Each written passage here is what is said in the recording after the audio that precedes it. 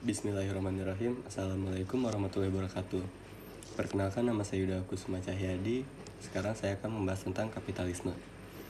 Kapitalisme adalah sebuah sistem yang mulai terinstitusi di Eropa pada abad ke-16 hingga abad ke-19, yaitu di masa perkembangan perbankan komersial Eropa, di mana sekelompok individu dapat bertindak sebagai suatu badan tertentu yang dapat memiliki ataupun melakukan perdagangan benda milik pribadi, terutama pada barang modal seperti tanah, tenaga manusia, pada pasar bebas di mana harga ditentukan oleh permintaan dan penawaran.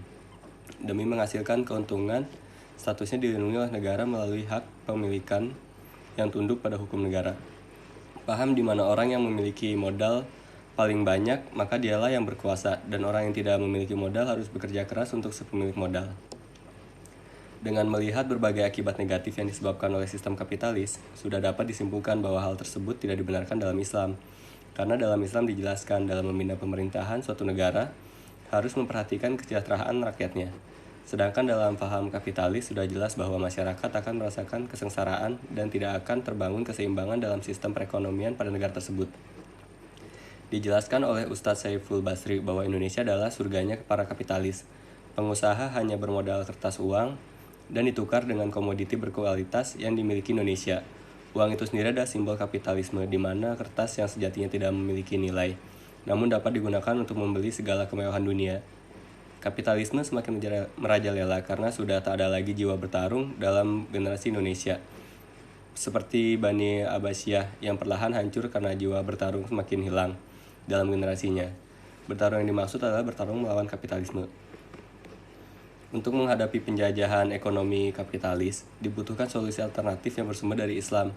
Sistem ekonomi Islam merupakan sistem yang memiliki pandangan bahwa seluruh harta yang ada di dunia ini sesungguhnya milik Allah. Seperti yang terkandung dalam Quran Surat An-Nur ayat 33, yang artinya adalah, dan berikanlah kepada mereka sebagian dari harta Allah yang dikaruniakannya kepadamu. Dari ayat tersebut dapat dipahami bahwa harta yang diberikan Allah kepada manusia merupakan pemberian dari Allah yang bisa dimiliki, dimanfaatkan, dikembangkan, dan didistribusikan secara sah sesuai dengan yang diperintahkan Allah.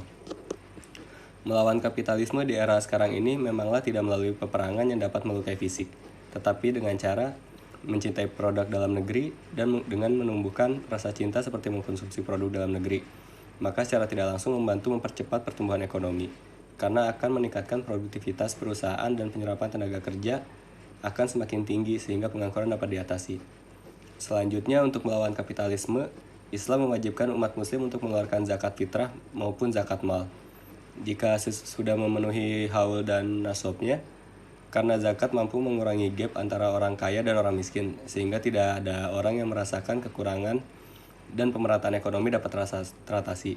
Selain itu, melawan kapitalisme juga dapat dilakukan dengan cara berinfak di jalan Allah atau bersedekah, dan meminjamkan Allah dengan pinjaman yang baik. Maksudnya adalah dengan merelakan harta untuk menegakkan agama Allah. Kelak Allah akan mengganti dengan sesuatu yang jauh lebih baik dan pahala yang berlipat-lipat. Sekian dari saya, terima kasih. Wassalamualaikum warahmatullahi wabarakatuh.